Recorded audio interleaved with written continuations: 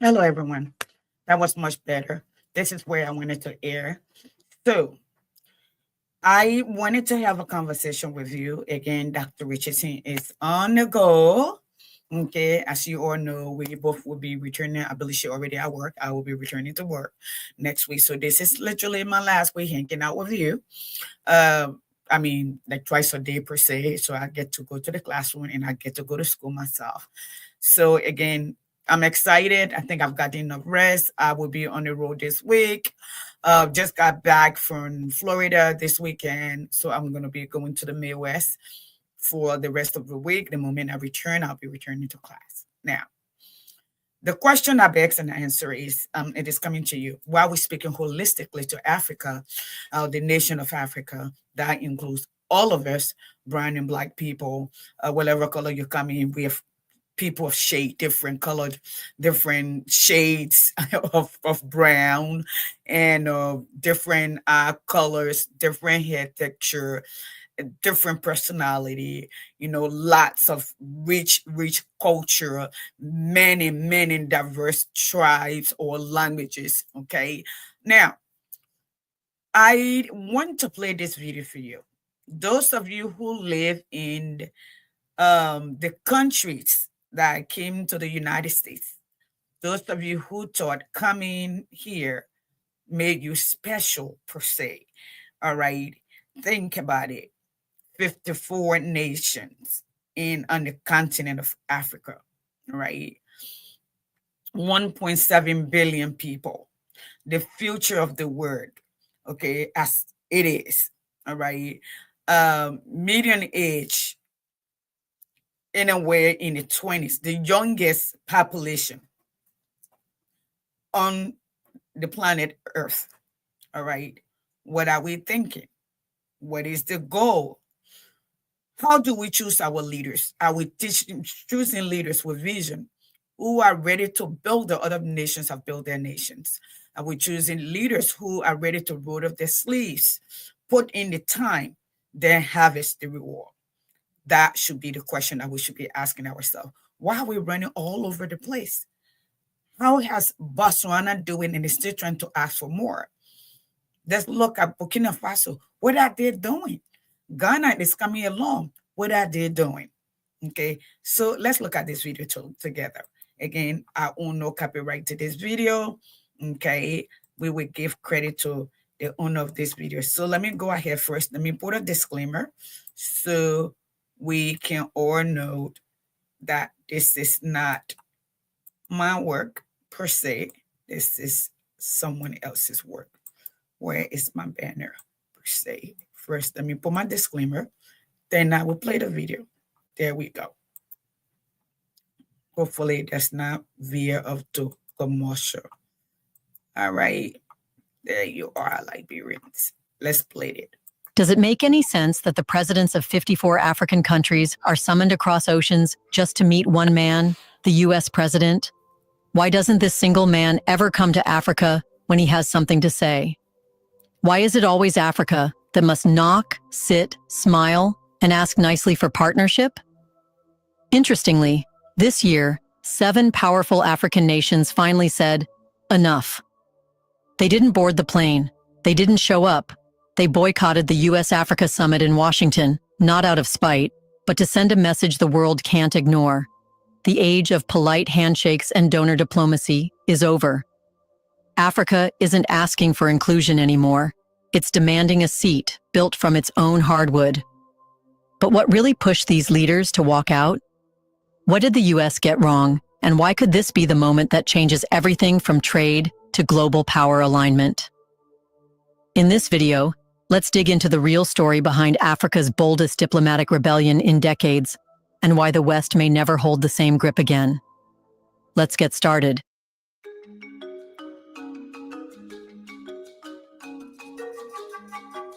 Imagine being invited to a grand banquet, only to realize you are not a guest, but part of the menu. That's how many African leaders began to view the long-touted 2025 US-Africa Investment Summit. On the surface, it looked promising. The White House issued polished statements about the so-called renewed partnerships, shared prosperity, and a $50 billion investment package. Multinational corporations were already pitching deals in infrastructure, energy, fintech, and resource extraction. News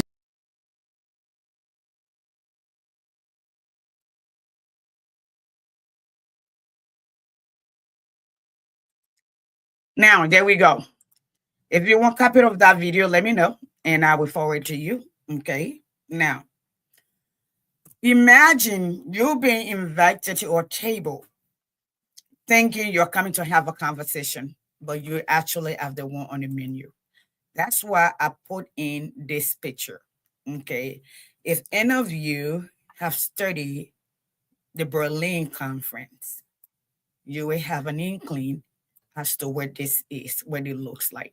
There are many pictures of that. You will see a picture where there is a giant man that looked like the mustache man with strings pulling it like the whole African nation. Okay.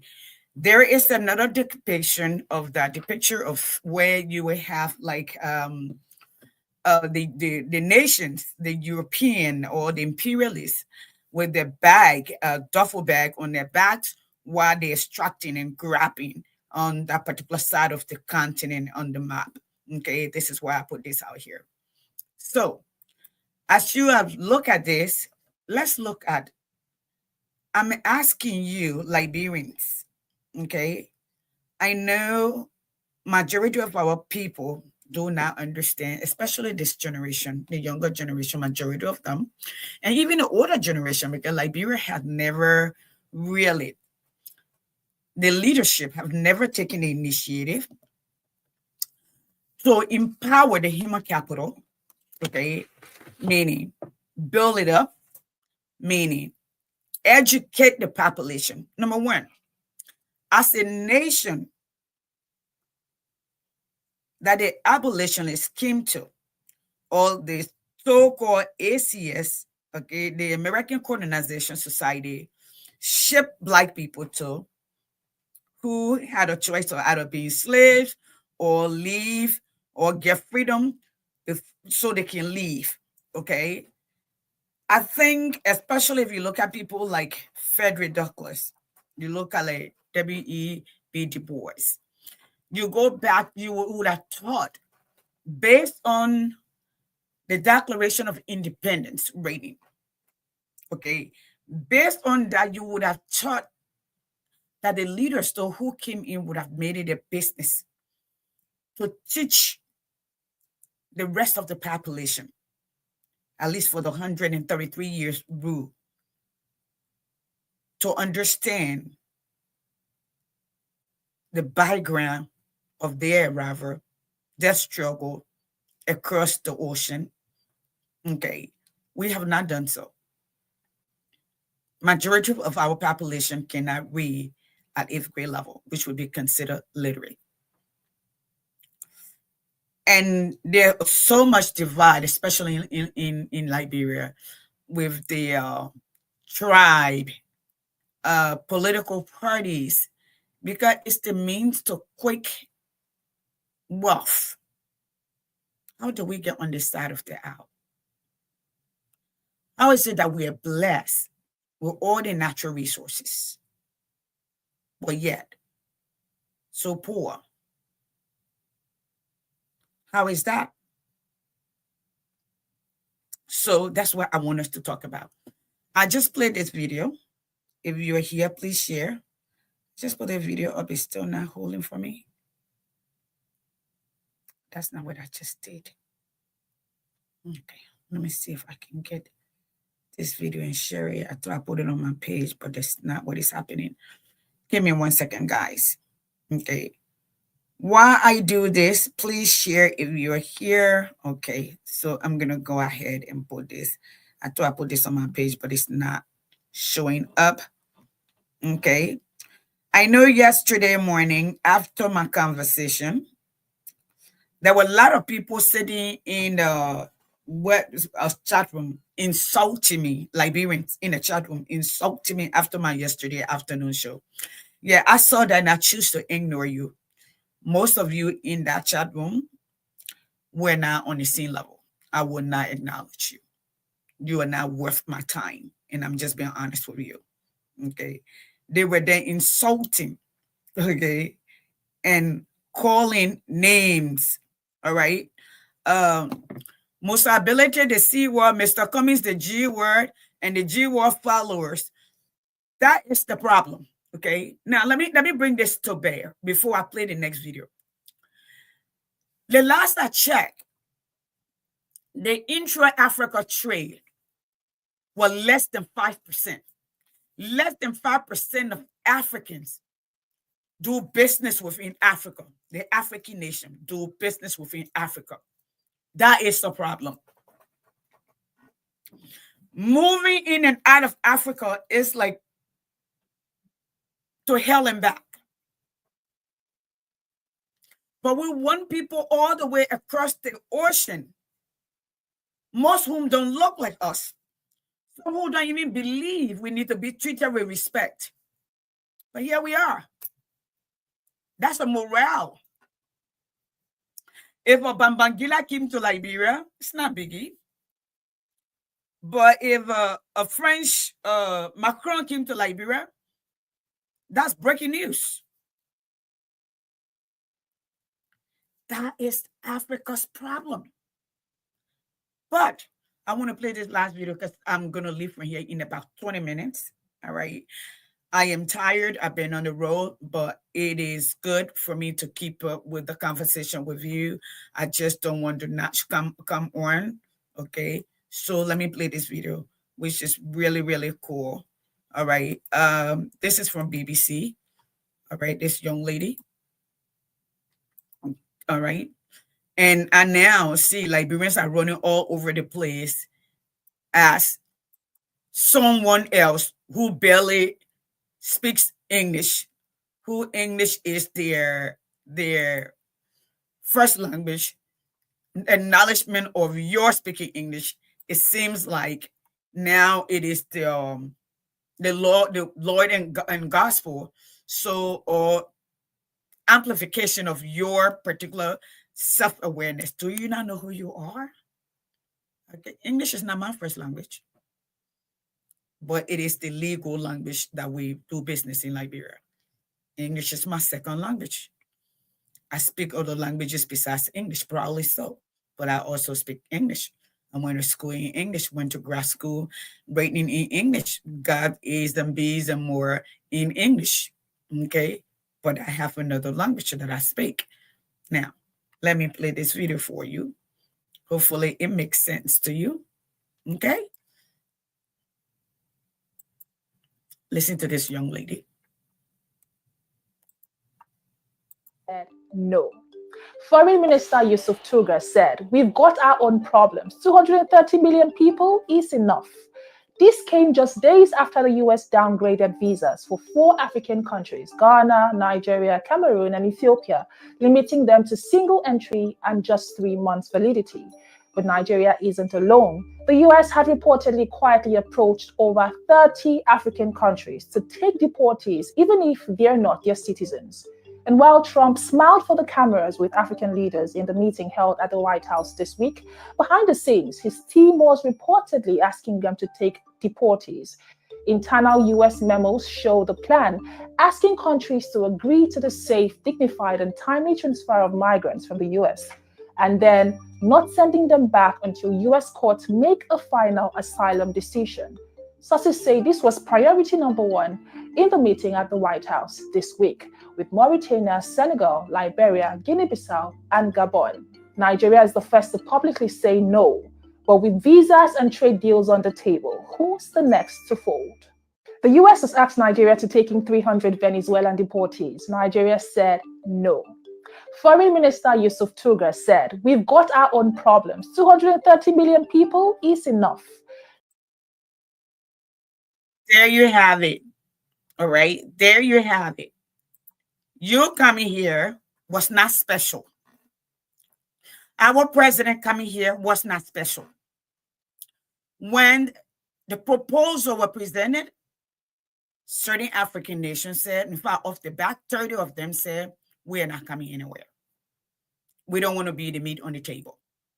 We don't want to be the dinner. We don't want to be the lunch, nor do we want to be the brunch. Now, the other were proposed to, and those said no. So the 5 that came, we know what happened. Now, here's my question to you, Liberians. Please, if you're here, I would appreciate it if you would share the video. I have a few things to do today. Okay, let me share this video. I put it on my page. I don't know if something is wrong with my page. It's not coming up. It's not coming up for some reason. Okay. Let me come back here on my page.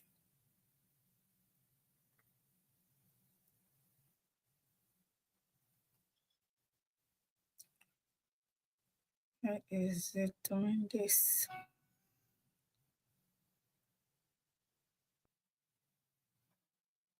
Okay. All right. I'm gonna put this here again and see what let me see what it does, if it stays or not. All right, here we go. Let's see if it's gonna work. Guys, help me share the video because I put it here, it didn't hold. And I will go ahead and see. It's still not holding for some reason. It's not posting. Okay, that's fine. I'm just gonna go ahead and share it here. Maybe it will post later. Maybe Facebook is rejecting my post, and that's okay. Okay. Now, why are we parking our wealth and bringing it like a child that went out and somebody said to them, listen, you got this, and you are coming home to your parents to get an approval? Now, let me explain to Liberian people. If you are going to accept people from all over the world, okay, especially this time, I will say this to you. What would it feel like if your citizens are disrobed or denaturalized, taken to another country that they may not even speak the language of, do not understand the culture of? What will you say? Because some of you are looking at whatever little money you've been told. Because we don't want to work. Because our leaders don't want to think. Our leaders don't want to make the sacrifice. They want a shortcut. They want to beg, okay? Then use the money to self-enrich. They, their family, their friends, and all the sycophants that may agree with them. This is the goal. We don't want to take the time as the leaders. We don't want to put in the work. All right? We don't want to think. So when we have a vision, that means we have to think to create a vision where we're headed. Where do I want to take my people? All right. Then after that, what else you need to do? You need to get the best brains on board to implement that vision. All right. It's just like if you want to build. If you want to build, you conceive your idea of what your house would look like. Do you want a 2-bedroom? Do you want a 3-bedroom? Do you want a 5-bedroom? Okay. Now, what type of house do you want? Do you want a brick? Do you want a block? In Africa, that's what you have to use. Now, what style are you building? Is it a 1-story? Is it a 2? Is it a 3? What are the amenities that you want in there? Are you going to run water in there? Will you have electricity in there? They're all the different design. That's when the engineers come into place. That's where the architect come into play, okay? And then the layout, the electrician, the plumbers, the bricklayers or missionaries, okay? And all of those talents. But no, we don't want to do that. You will borrow $30 million for what you call budget support. So you can pay your friends and your campaign contributors. You will get your parents, your family, and put them in a country with 5 million people, okay? And less than $1 billion in budget. You pay one nephew $50,000 a month. You pay your lawmakers anywhere between $15,000 to $20,000 a month. They don't pay light bill. They don't pay gas bill. They don't pay water bill. They don't buy gasoline for car. They don't pay for their cars. They live free. But you will run to other people's country to show your hand. That's all of you in Africa. For their citizens, taxes. For what they're supposed to be giving to their citizens, they should give it to you. That is Africa's problem. And we have not learned. We have not learned since the Berlin Conference. We have not learned and we refuse to learn. And the problem is because we don't choose the best among us to lead us. We don't. We do not. Yesterday, I was watching SKTV. And I have seen Grace and Dr. Richardson posting about a bridge apparently in Bobolu that Mustability, the representative, the Honorable Mustability, okay, have tried, it was going to start building. All of a sudden, the government does not want him to build the bridge. The bill is already broken, okay? The foundation of the bridge is already compromised. Hey, Justina, okay, already compromised, all right? And someone in the saying is, what her name? The senator from there, what her name? The one that we all fought for, raised money for, and thought she was going to be any different because she was a market woman. No, she's not. And they said she's the one.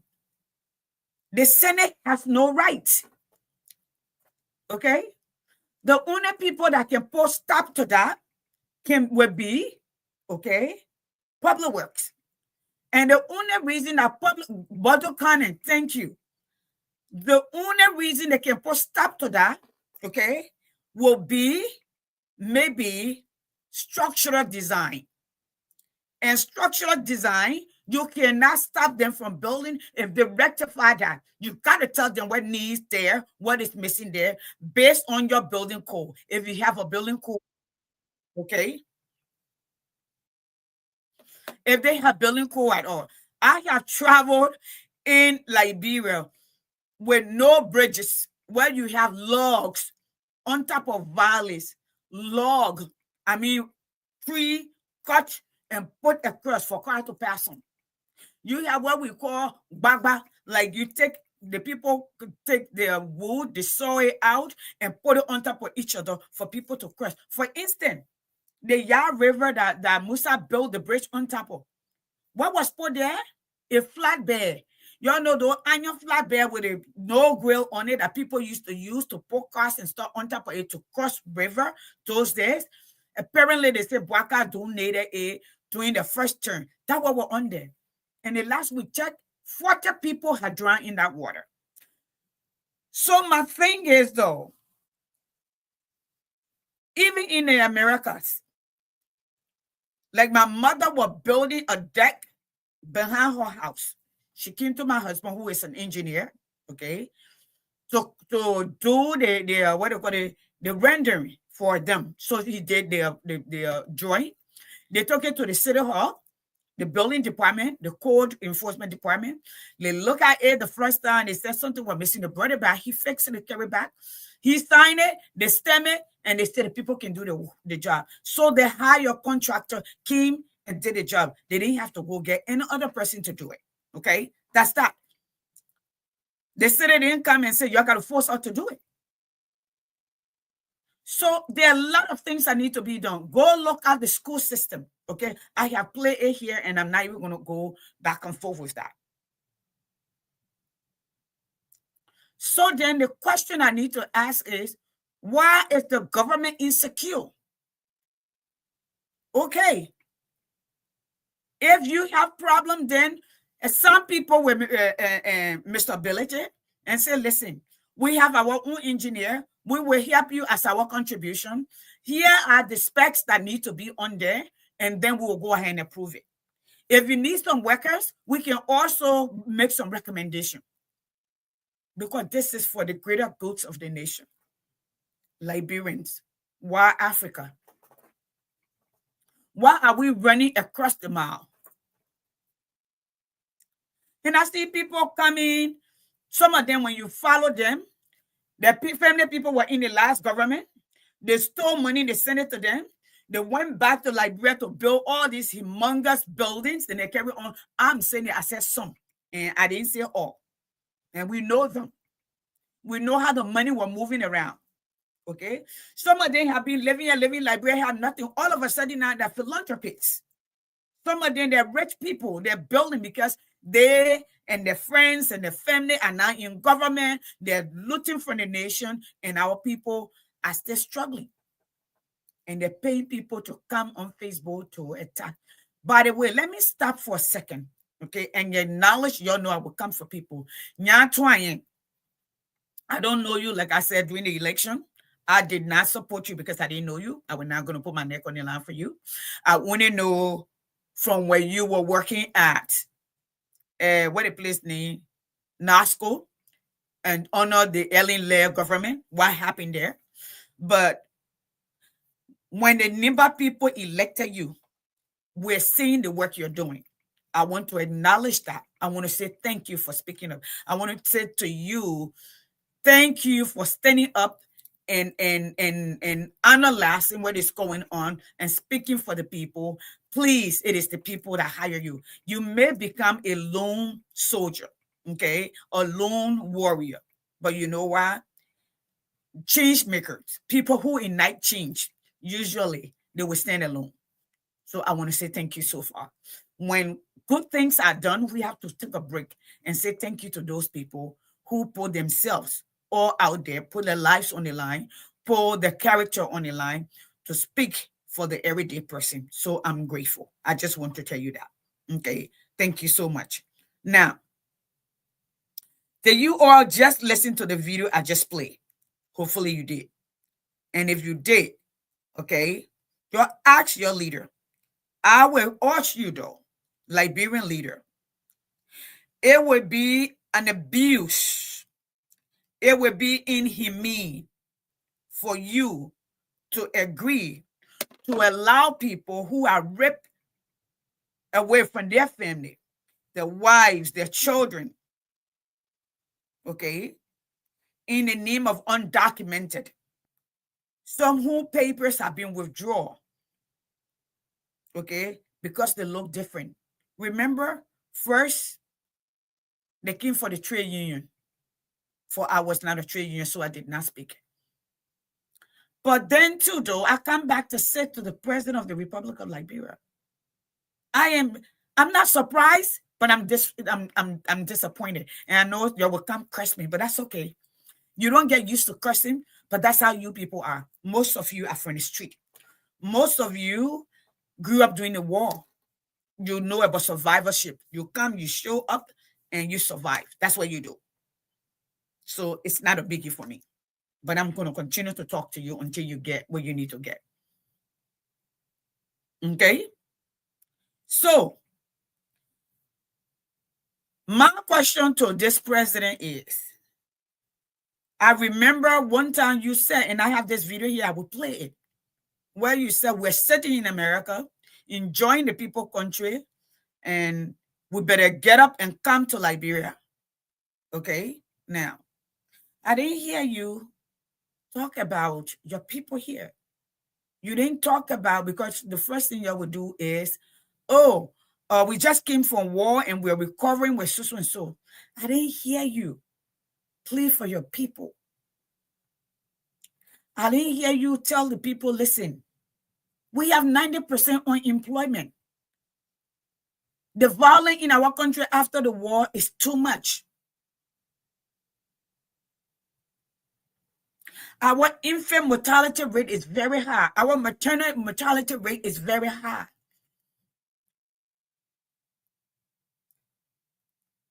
We have over 60% of our population living below the poverty line. We cannot afford to take people who have a system that is built up already. It's telling, oh, you cannot host, you can't hold. I live in a country where all the communication system,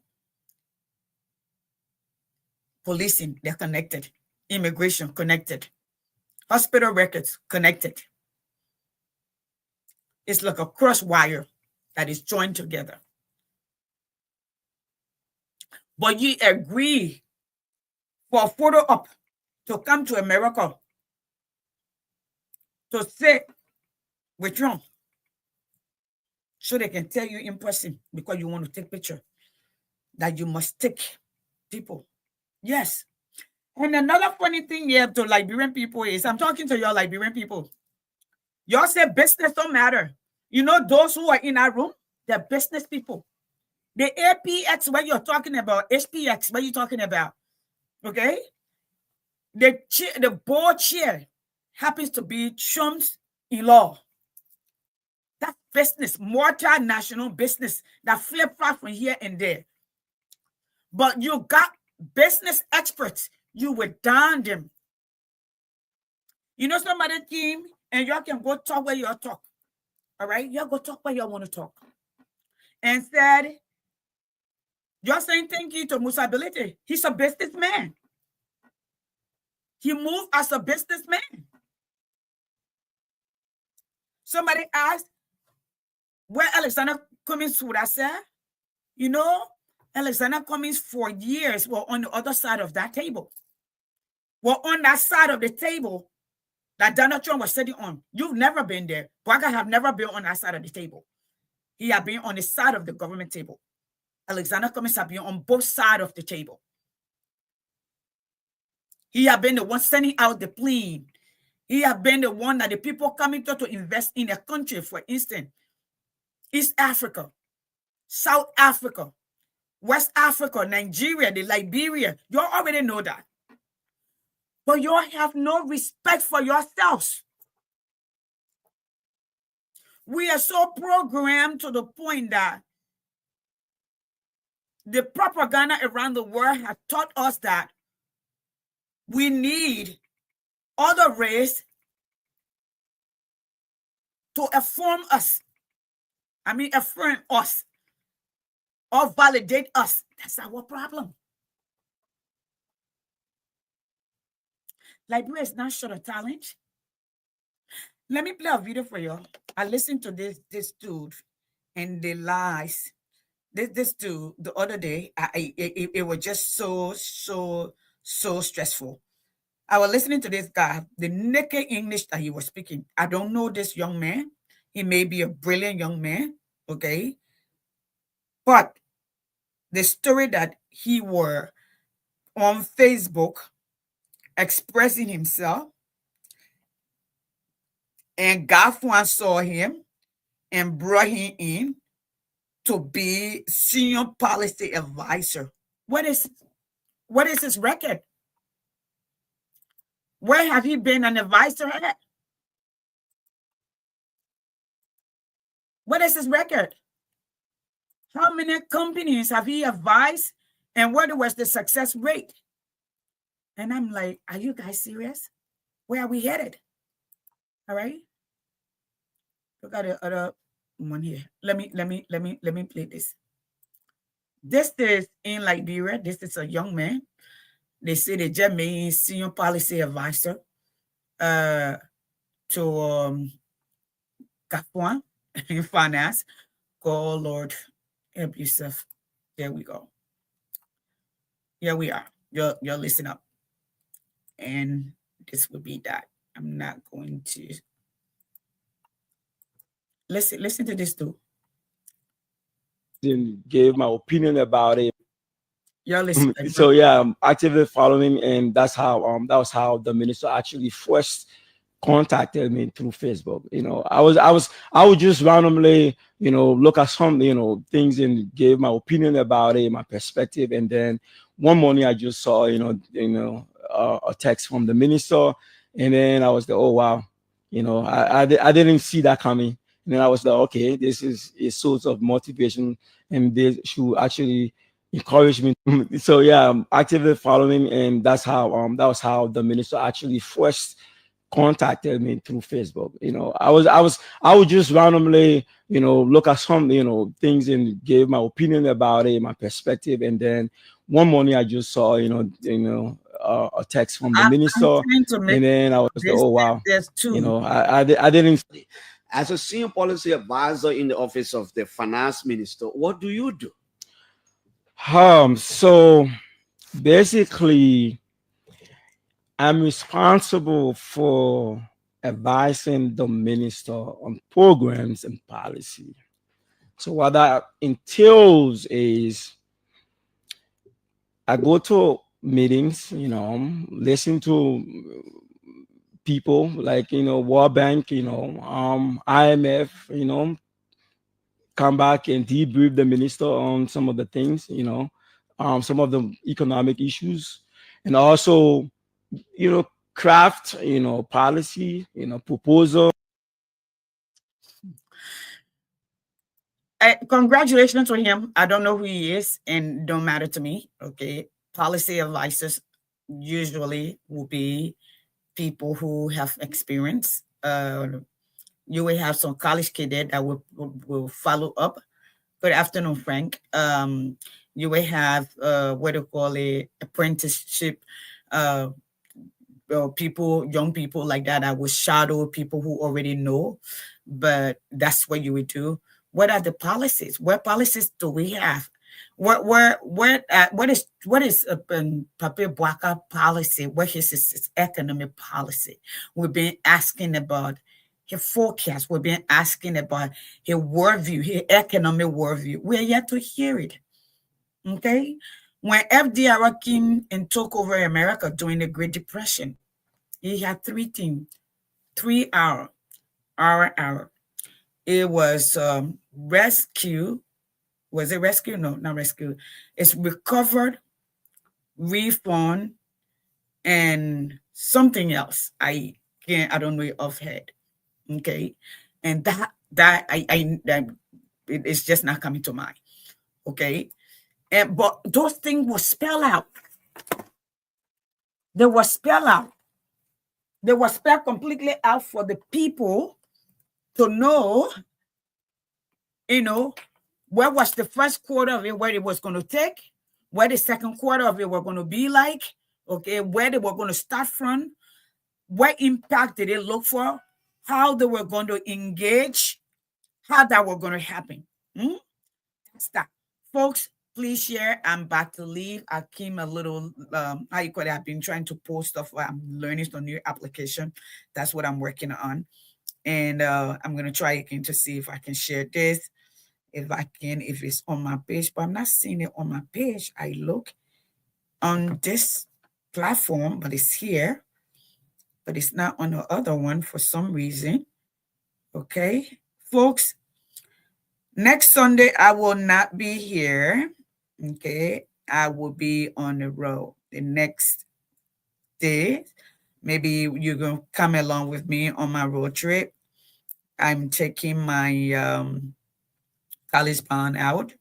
This will be our trip before she goes up to college. So we're going to spend as much time with her as possible. So let me see if I can pull this up here, and then I will tell you guys where I'm at. All right, you already get that. Now, here it is. Here it is. Why is it doing this? E201603304.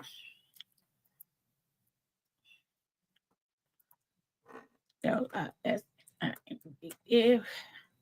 We're going back to school with a new application. I have no idea what is going on. Yes, so there's a lot we're going to be learning the first week.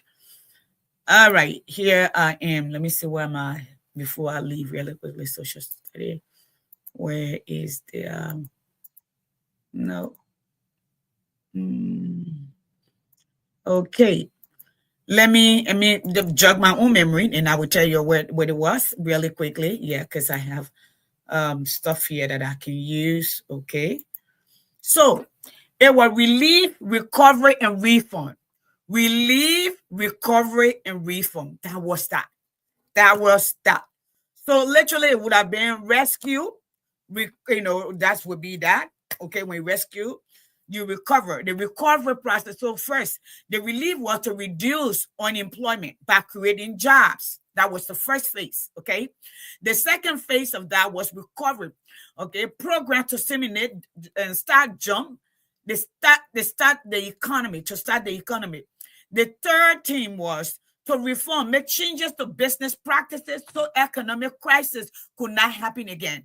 Even look at the laws to make sure there was reform to the law that we do not get into the crisis like that before. But we don't do that. We don't plan ahead. I'm still asking. Okay. So let me say this to all of you Liberians who are already thinking. All right. The people that they are sending to America, they're sending to Liberia, they will be this talent. Liberia is not short of talent. What Liberia is short of is far-sighted and patriotic leadership. Okay, who have the vision and say, listen, right, we're going to build a bigger tent. How do we build that tent? We bring the best among us who are not scared to do the right thing because they're not afraid to lose their jobs. Okay, because they have experience, people who understand practicality or practical experience and say, listen, I'm going to bring people who can perform to at least 60, 70%, and the 30% we can fill it in. We can build a bigger team because if we bring the best among us, like here in America, when we innovate or when we create, what happens is we are able to help the disabled, be it physical disability or mental disability. We can help the old folks because there will be surplus to go around. Okay, people will not be guiding their door because they know after this job they can't do anything else, or they have to wait for the next government too. All right, and I'm ending with this. I know that sometime this week there will be a protest in Liberia. Let me say to all of you, why I'm not in sync with Akara's Gray. I'm not in sync with Malu. I'm just trying to be straight up. But I believe Liberia is headed in the wrong direction. All right. I sat on Voice of Liberia the other day and asked Malu, you guys were just in the position. You protested for 12 years. The Liberian people gave you an opportunity to change that, to bring in refund, to bring in release, to create jobs, to give hope. You would have been there. Okay. But you did not. He gave his own answer. You heard him. I was not going to go back and forth. I asked the question that you asked me to ask. Okay, it was left with him to answer. It was left with you to also call in and say that is not the answer. My goal there is I will listen to you. When you hear people, you send me a message, I will ask the question on behalf of the people. I'm there. I'm not a Seditian. Okay, I'm a Liberian. I'm not an ANCN. I'm not a CNCM. I'm not a UPN. I am first and foremost and always a Liberian. Okay, I am a patriot. I support people based on ideology. Okay, the philosophy, their character, their intelligence. What does that person bring to the table? What experience do that person have? Can that person experience be transferred to the larger community, the larger population? Can it impact Liberia in the right way that it will have a domino effect on the nation to take the nation from where it is to its next stage? That's what I support. If there was a European who have those ideology, I will align with them. Okay? I'm that kind of person. Now, that's the way I talk. Yes, I talk. For now, who I see has been Mr. Cummings because he has record. He has proven record to show that he's able to take a broken company, a multi-million-dollar company, in fact, a multi-billion-dollar company, and build it back up, put it back on the feet, take it out of bankruptcy or buy out, and still exist today. The same thing with Coca-Cola. The product line that he added still exists. The Coca-Cola Africa that he added still exists. Okay, so he has record. When you bring other people with proven record, and I have other comparable, then we will be talking. That's how I make my decision. Now, you can go ahead and curse all you want. That way, most of you know how to do. That's what I see, and I keep saying to the young people, this is your future. Young people, this is your life.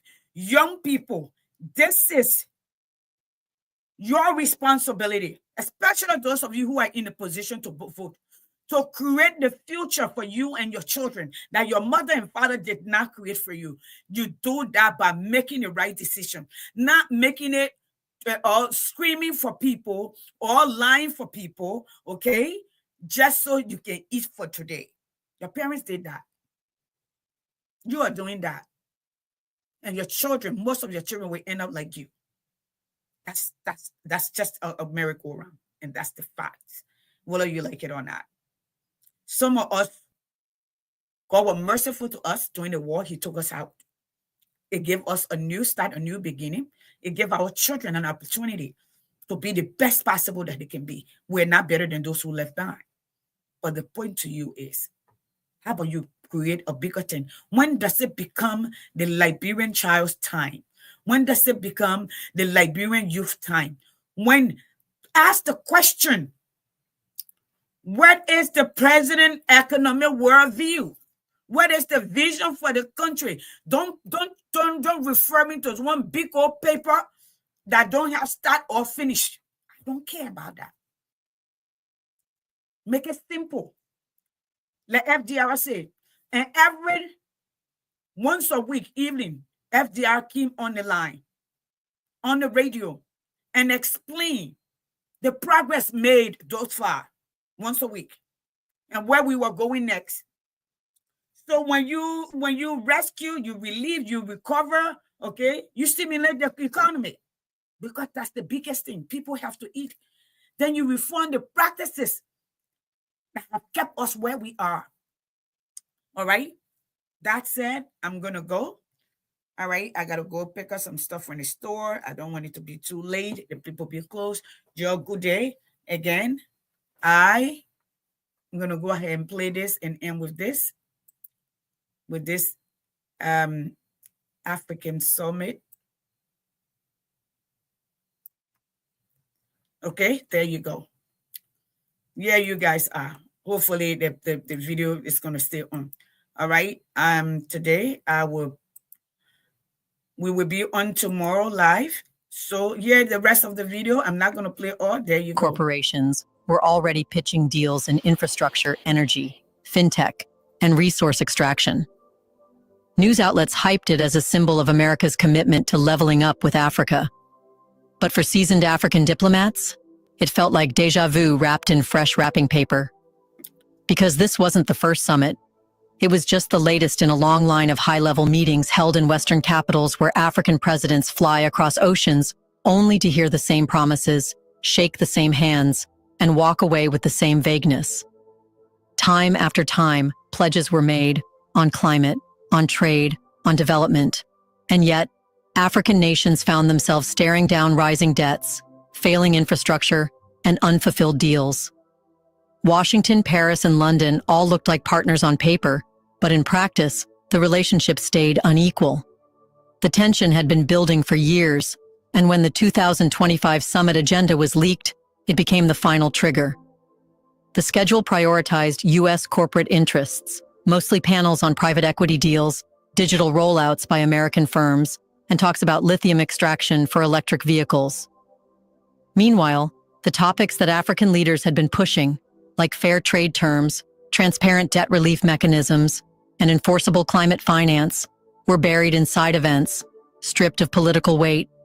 These weren't negotiations. They were sales pitches dressed as diplomacy. So the response was swift and historic. Just days before the summit, 7 of Africa's most influential nations, including Nigeria, South Africa, Kenya, Ghana, Ethiopia, Senegal, and Rwanda, dropped a diplomatic bombshell.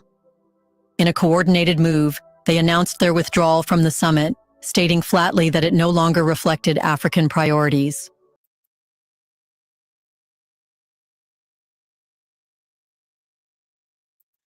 Now you get that, right? There you go. Go think about it. Think about your children. Think about your self-worth. Think about the continent. Why can't we do business among ourselves? We need that. How did our people do it? The barter system.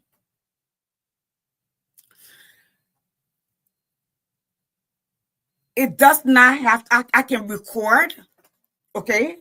Because you are uninformed. You can recall what you want to speak of. Everybody don't have speaking voice, okay? And give it a prompt, what you wrote, and they can be recorded. The age of AI is now. That is the fact, okay? That is just the fact, whether you want it or not, okay? That is the fact. Whether you want it or not, that is the fact, all right? Now, is this one AI too? And even if it is that the truth? It is the truth. That is the fact, all right? You are talking about the medium in which the information gets to you, or if the information got to you. Is that it? I will play that. Are you thinking about the medium in which the information got to you, or the information got to you? Would that be important to you? Hey, Eric. All right. Here's my last one. I don't care about the medium in which the information gets to me. Okay. So let me do this. 300 Venezuelan deportees. Nigeria said no. Foreign Minister Yusuf Tuga said, "We've got our own problems. 230 million people is enough." This came just days after the US downgraded visas for 4 African countries, Ghana, Nigeria, Cameroon, and Ethiopia, limiting them to single entry and just 3 months validity. But Nigeria isn't alone. The US had reportedly quietly approached over 30 African countries to take deportees, even if they're not their citizens. And while Trump smiled for the cameras with African leaders in the meeting held at the White House this week, behind the scenes, his team was reportedly asking them to take deportees. Internal US memos show the plan, asking countries to agree to the safe, dignified, and timely transfer of migrants from the US, and then not sending them back until US courts make a final asylum decision. Sources say this was priority number 1 in the meeting at the White House this week, with Mauritania, Senegal, Liberia, Guinea-Bissau, and Gabon. Nigeria is the first to publicly say no. But with visas and trade deals on the table, who's the next to fold? The US has asked Nigeria to take in 300 Venezuelan deportees. Nigeria said no. Foreign Minister Yusuf Tuga said, "We've got our own problems. 230." Okay. That was BBC. You care about how that gets to you. That was BBC. Okay. That was BBC right there. All right. I type out information that I don't want to speak to. I can clone my voice and have the AI speaking. That's the age of AI. Because you live in a country that's antiquated, or because you are antiquated in your thought process, it does not mean these things don't exist. I am a school teacher. We are asked to use AI to simplify, to create a different avenue for our children to learn, because that's the future. That's why education is important. Okay? Yes. You think you were special?